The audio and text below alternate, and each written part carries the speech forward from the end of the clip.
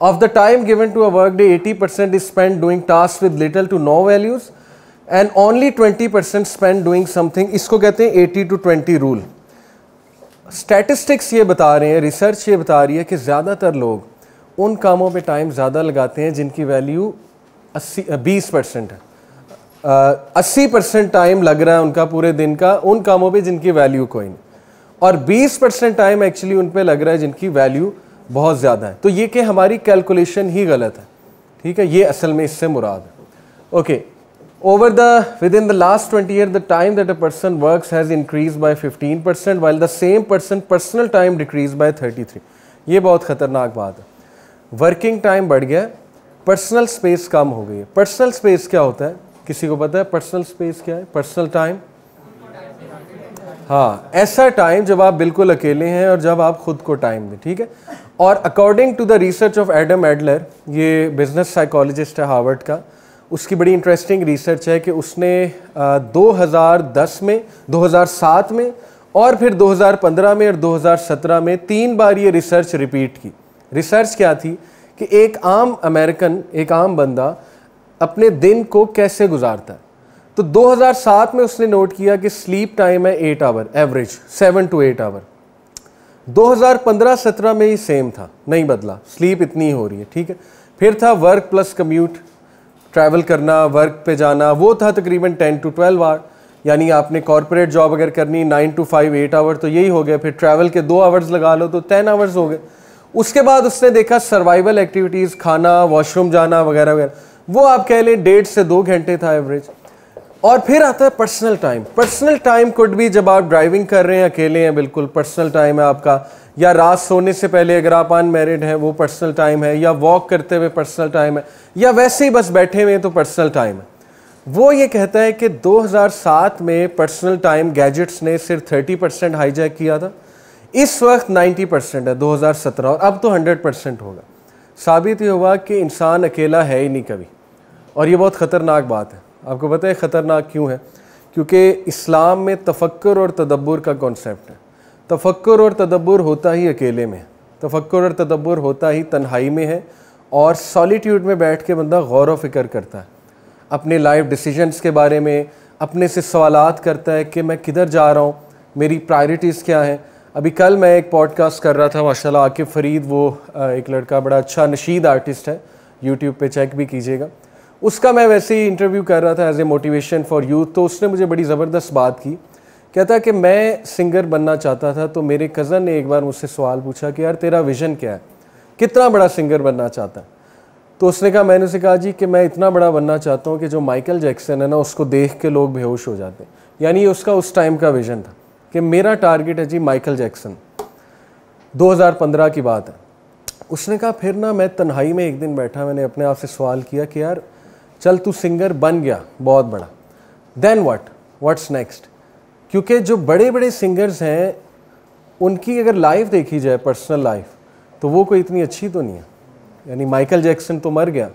इसी तरह ये जो है अपना निर्वाणा का सिंगर, उसने सुसाइड की. जो लिंकन पार्क वाला है, मुझे नाम उसका निकल गया, चेस्टर बेनिंगटन, उसने सुसाइड की. तो उसने कहा मैंने ये सोचा बैठ के, थॉट प्रोवोकिंग बातें, कि वेयर विल इट एंड, और होगा क्या, क्या अचीव कर लूँगा मैं. तो वो उसका टर्निंग पॉइंट था. ठीक है, ये वाक़या इसलिए आपको सुनाया है कि इट इज़ वेरी इंपॉर्टेंट कि अकेले बैठ के ऐसी बातें सोची जाएं. इसको कहते हैं चीज़ों को इंटरनलाइज करना. जैसे आपको मिसाल दूं, मैं आपको लेक्चर आज दे दूंगा, अगर इसको जाके आपने 10 मिनट ना सोचा, लेक्चर को इंटरनलाइज ना किया, तो ये भूल जाएगा. कल आप आएंगे, बिल्कुल यही रूटीन होगी, यही लाइफ होगी जो इस वक्त चल रही है. ठीक है, तो ये इंटरनलाइज करना बड़ा ज़रूरी है. इसलिए please find time for your self. 10 से 15 मिनट ज़रूर अपने लिए निकालें जिसमें आप अच्छी चीज़ें सोचें, अपनी स्ट्रेंथ्स के बारे में सोचें, अपने आप से पॉजिटिव सेल्फ टॉक करें, एंड व्हाट बेटर कि अल्लाह से टॉक करें, अल्लाह को बताएं अपने प्रॉब्लम्स. ठीक है, अल्लाह से बरकत मांगें, दुआ में टाइम लगाएं, वगैरह वगैरह. ये ब्यूटीफुल एक्टिविटी है, और ट्रस्ट मी कि इससे टाइम आपका बहुत बरकत आएगी, अल्लाह की तरफ से बरकत आएगी. अल्लाह कंट्रोल कर रहा है जी हर चीज़ को. अब देखें कि कितना खूबसूरत कॉन्सेप्ट है इस्लाम में रिज़्क का. रिज़्क जब आता है हमारे जहन में तो पैसा आता है हमारे माइंड में, ऑब्वियस सी बात है. पैसा भी रिस्क का हिस्सा है, लेकिन रिस्क की जो ब्रॉडर डेफिनेशन हमारे दीन ने दी उसमें 4 चीज़ें हैं। रिस्क में टाइम वेल्थ आती है, टाइम वेल्थ से मुराद है टाइम में बरकत। रिस्क में इमोशनल वेल्थ आती है। इमोशनल वेल्थ है कि आप कंटेंटेड हैं, गिना है आपके पास, ठीक है ना। गिना कहते हैं रिचनेस ऑफ द हार्ट को, यानी कम में खुश हो जाना, सेटिस्फेक्शन आ जाना। इमोशनल वेल्थ में है कि आप स्ट्रॉन्ग है इमोशनली, आप में रिजिलियंस है, आपके पास स्ट्रेंथ है, चैलेंजेस को काउंटर करने का पूरा एक मैकेनिज्म और फ्रेमवर्क है। इसी तरह इससे अगली चीज़ जो है वो फाइनेंशियल वेल्थ है। वो तो क्लियर है, आज के दौर में पेपर करेंसी है फाइनेंशियल वेल्थ, पुराने दौर में गोल्ड और या जो भी होता था, लेकिन अभी जाहिर है पैसा है। और उसके बाद जो है सोशल वेल्थ है। सोशल वेल्थ बड़ी इंटरेस्टिंग चीज़ है। सोशल वेल्थ ये है कि अल्लाह आपको ऐसे दोस्त दे दे जो सिंसियर है, या अल्लाह आपको ऐसा लाइफ पार्टनर दे दे जो बहुत अच्छा है, या अल्लाह आपको ऐसी औलाद दे दे, ठीक है, या अल्लाह आपका जो फ्रेंड सर्कल है वो ऐसा रखे जो आपको ग्रो करने वाले लोग हैं बजाय कि आपको गिराने वाले, ठीक है। अब देखें, बंदा जितना मर्जी पैसा कमा ले और उसके पास सोशल वेल्थ ही नहीं है तो फिर वो ज़ीरो है, क्योंकि वो जो सारे अटैच्ड हैं वो लालची लोग हैं।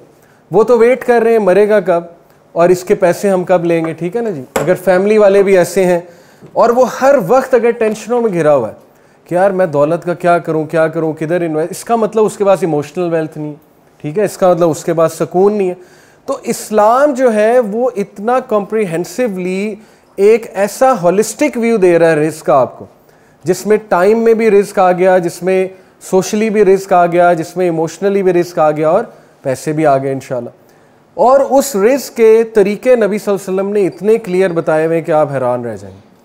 प्रॉफिट सल्लल्लाहु अलैहि वसल्लम ने बताया, नंबर 1, जो इंसान कसरत से इस्तग़फ़ार करता है अल्लाह उसका रिस्क बढ़ाता है।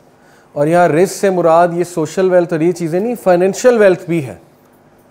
सूरह नूह पढ़ लें, हज़रत नूह अपनी कौम को एक अजीब बात करते हैं, हमारे लिए अजीब होगी। वो कहते हैं कि मेरी कौम के लोगों, अल्लाह से इस्तग़फ़ार करो, अपने गुनाहों की तौबा करो, अल्लाह बारिश बरसाएगा, अल्लाह औलाद देगा, अल्लाह माल देगा। आगे माल का जिक्र है, अल्लाह माल देगा, अल्लाह तुम्हारा एग्रीकल्चर बढ़ाएगा। तो साबित ये हुआ कि नंबर 1 नबी वसल्लम की बताई कि इस्तग़फ़ार कसरत से। इस्तग़फ़ार सिंपली अस्तग़फ़िरुल्लाह तूबू इलैह, या अस्तग़फ़िरुल्लाह भी ठीक है। सैयदुल इस्तग़फ़ार तो फिर ये अस्तग़फ़िरुल्लाह लज़ी ला इलाहा इल्ला हुवल हय्युल क़य्यूम व अतूबु इलैह। ये 100 बार कॉन्शियसली इंटरनलाइज करके जो भी सुबह और शाम पढ़ेगा, आप देखें उसकी लाइफ कैसे चेंज होगी इंशाल्लाह, ठीक है। दूसरी चीज़ नबी वसल्लम की कितनी क्लियर हदीस है। प्रॉफिट सल्लल्लाहु अलैहि वसल्लम ने कहा कि जो इंसान सिला रहमी करता है, बल्कि आपको पता है कि एक हदीस के मुताबिक दुनिया में सबसे जल्दी रिवॉर्ड जिस चीज़ का मिलता है वो सिला रहमी है।